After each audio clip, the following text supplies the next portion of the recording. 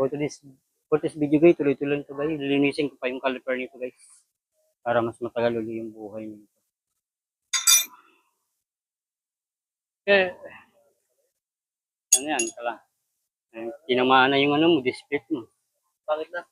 Hindi pa naman, kaya nga lang, uka-uka yan, hindi na pantayan. Pag preno mo siya, hindi kagad siya kumakagat kasi ito hindi na pantayan. Ito lang, caliper. Ito importante niyan. Kailangan maglalaro yan.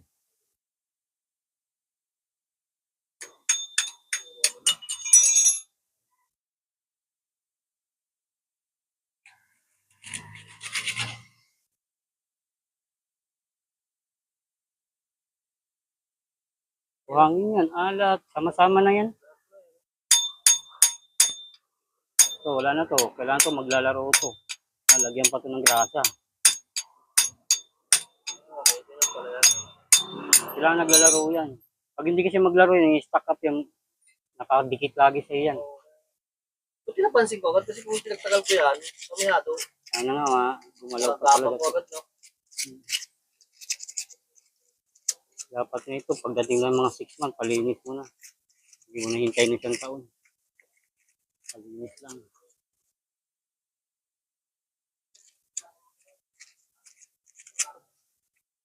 Wala pa isang taon. Wala pa siyang taon? Wala pa isang taon, papalinis ko na. Yung mga 6 months, palinis na. Kasi pag wala ka nito, naku, mahal din yan sa kanila. Magkano lang to sa motor? Sa motor nito, parang 650 lang. Pero sa kanila to, 1,000 na to. Ano mo 200 yung likod nito? Mahirap yung bakasin doon. Marami pa tayong babakasin doon. Meron pa yung kabitin sa likod. Ito, presyo ko lang sa'yo, 150. Pag pinagawa mo sa e-bike to, 350 to. Ito lang.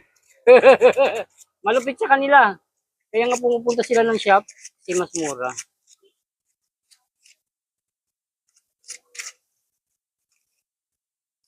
Paano ba? Hindi pa naman. Ayan, yung guhit na yan, may uka yan. Hindi ka nagapan na gano'n. Kung maramdaman mo na yun, mag-iingay na yung pagpreno mo.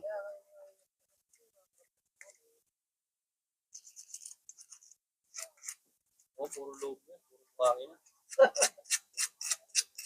Ay, may manupela. Anong palit ng manupela? Bila ako pag ako din sa'yo. Pagka ng bago ito. Manubila o dito lang? Yan. Kung pares lang naman ang haba niyan, pwede naman. Kulay yung sa'yo, yan o? Ha? Oo.